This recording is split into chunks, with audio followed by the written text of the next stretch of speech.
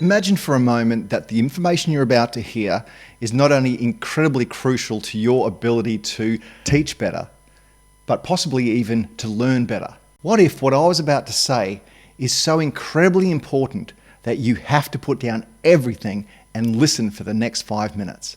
Cognitive priming is exactly that. Just like in the old days when we had to prime an engine to get it started or turn a propeller to get the engine going. Priming the brain to prepare it for learning is one of the most important things we can do as teachers. And in this video, I'm going to show you a couple of little ways that you can introduce priming strategies into your teaching. Let's have a look. If you've ever wanted your students to be ready for the next new thing you're about to teach them, then look no further than the art of priming. We'll break this down into two areas considered to impact different areas of the brain. These are perceptual priming and conceptual priming. The word perceptual draws its roots from the verb perceive, meaning to grasp, and we perceive things through our senses. So it's natural to assume that perceptual priming means preparing our senses to receive or grasp something new.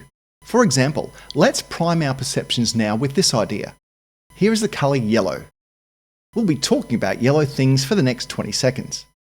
And now that your senses are primed, if we show you a banana or a sunflower or a toy truck, your brain has to do less work to encode that information.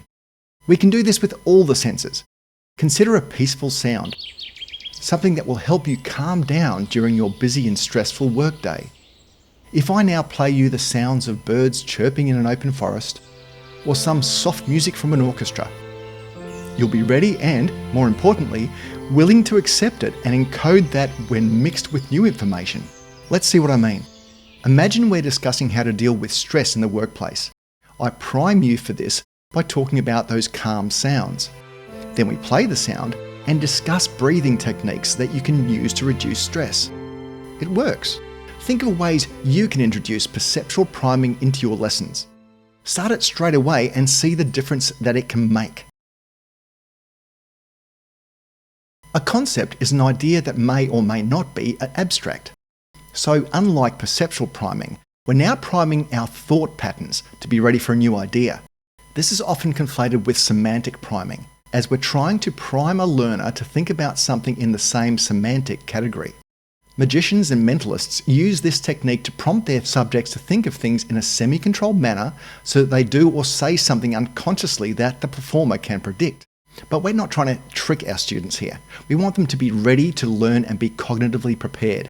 For example, if we're teaching the subject first aid, then task-related concepts such as bandages, cuts, CPR and sirens, in most cases, prime the learner to start thinking about the topic.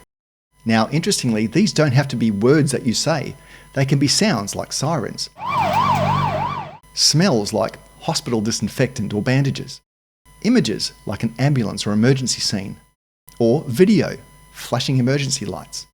Each concept relates to your topic and, surprisingly, reduces the work that a student's brain has to do in order to assimilate that new information.